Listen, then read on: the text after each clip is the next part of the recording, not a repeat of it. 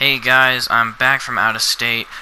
Our car broke down while we were visiting family, so we were lucky we at least had somewhere to stay, but that's why the wait was so long.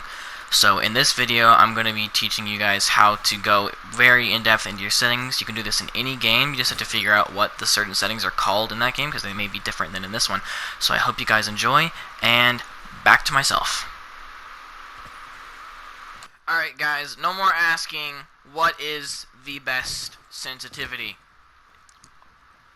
From now on, you guys can make your own sensitivity based on your playstyle. So when you're making a sensitivity, you have to base it off of your playstyle, and I'm going to explain why. So what you want to do is you want to grab either a weapon with very little recoil or a weapon that you know the recoil of very well. So that's why I grabbed the Volt, because it has almost no recoil. So, now what we're going to do is we're going to go in our settings.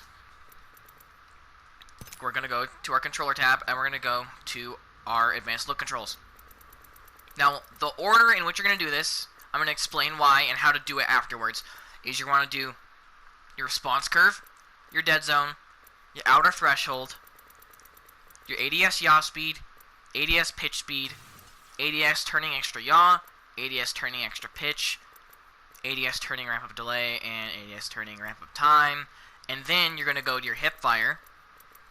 You're going to go to your yaw speed, pitch speed, turning extra yaw, turning extra pitch, turning ramp up delay, and then you're turning ramp up time. So we're going to do it in that order. Now the reason you do this is because you're narrowing down your movements, your movement speeds with your aim. It makes it a lot easier. So what you're going to do, how to start this off, is you're going to go to your response curve. Now this is why you have to base your aim off of your playstyle. So if you like your movement, if you like being really aggressive, and you like wall bouncing, and you like air strafing, and you like doing the ACU on the zip line, then you want to move it more left.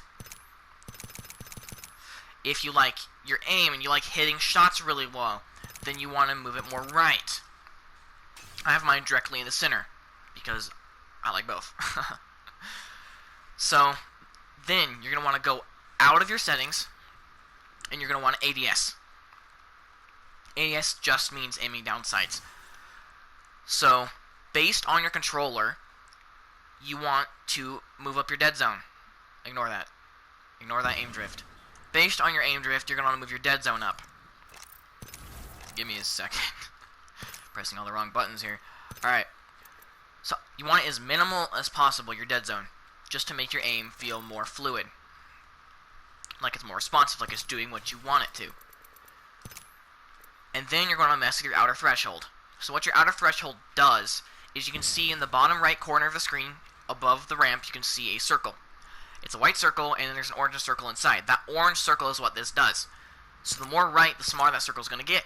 The more left, the bigger that circle is going to get. Now what the circle does is that's the line you have to cross to get more speed than your regular yaw pitch speed. So you can make it to where past that line your aim is really fast, but before that line your aim is really slow.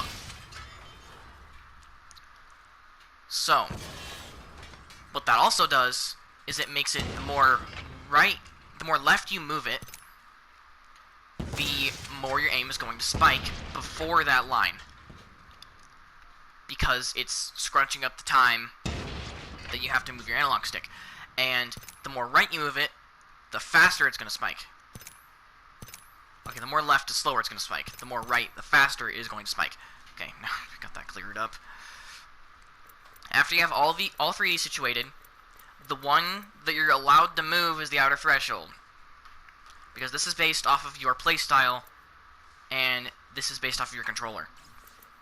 You do this first because it will change how much drift you have, basically. So then you're going to skip all your hip fire, and you're going to go straight to your ADS, because your aim is what matters more. You're going to move your yaw speed, which is just your left and right. That's it. That's simple. Left and right. And then you're going to do your pitch speed, which is your up and down. So you're going to want your pitch speed lower than your yaw speed, because people are going to be running on the ground more than they are going to be jumping up and down. that simple. So I put mine about half. A little bit. Yeah, pretty close to half. And then you're going to do your extra yaw and your extra pitch. So I want my aim to be consistent. I want my ADS to be very consistent because I don't want no spikes. So, and the ADS is fast enough for me. You want your ADS decently slow. So these are pretty useless in ADS. And then if you do have them, you're going to want to do your ramp up delay. This gives you room for error, so it doesn't spike on you unexpectedly. So all this does is it makes it to where there's more time before it applies your extra yaw and your extra pitch when you do cross that orange line. And then you're going to want your ADS ramp up time. This makes it a more smooth transition between your regular yaw speed and your extra yaw speed. So when you cross that line, it's going to slowly start speeding up when you do cross that line. So that's the order you want to do it, and you're going to replicate that order that we just did, the ADS, for the hip fire. So you're going to do your yaw speed, your pitch speed, so they're about half as well.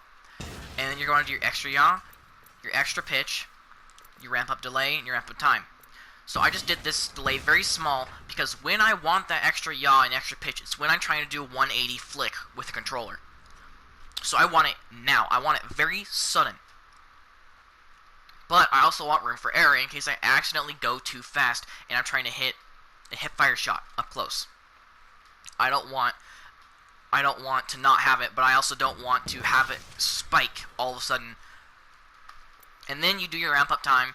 Now this makes it a very smooth, very fluid feel when you go from your yaw and your extra yaw. So that's how you do that. That's how you do your settings. Now if you want to do your per optic settings, you can. This is what I did, but I wouldn't recommend it unless one is just feeling too fast or too slow. Then you just adjust it. But yeah. So now for the adjustments. So once you think you have the good settings that you want is when you're going to actually want to test it out. So how to find out if you have the right yaw and pitch speeds is the easier way is to follow this sign right here. So if it's too fast, when you try to track it, you're going to go way ahead of it. Maybe even a little bit. Like that. If it's too slow, you're going to be falling behind. You want to try and stay on that exact center right there. If you can track it really well, that's how you know that you have the right speed. So, once you have your yaw speed and your pitch speed, then you're pretty much set. But this is more forward thinking. Yeah, so that's how you do your actual settings on your own. So the reason you have to base this off of yourself is because if you copy someone else's settings, their settings might be for an aggressive playstyle, which means they're going to want really low response curve, and your response curve matters a lot. It matters a lot, because it's going to determine how fast your aim spikes. So when it's spiking, that's when you want to be using your movement. That's what it's for. Is because you want to be moving left and right really quickly. You want to take sharp turns, and you want to look at a wall really quickly and then look away so you can do that wall jump cleanly. But you want it really slow at the beginning for your aim. But if you're doing purely movement, if you're trying not to get shot, then you're going to want it to be all even. You're going to want it very, very even. But if you want to hit all your shots, you're going to want it very low at the beginning. Like that. So it's going to stay the same speed for quite a while while moving your analog stick outwards.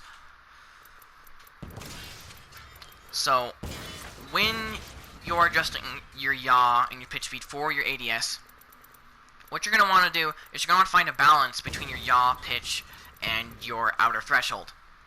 You can't really move your dead zone or your response curve because they're based on your playstyle and your controller, but your outer threshold is not. So the more right you move it, the faster your aim is going to be. And the faster you're going to get that extra yaw and extra pitch to kick in. But the more left you move it, the slower it's going to be because it kind of spreads out that spike.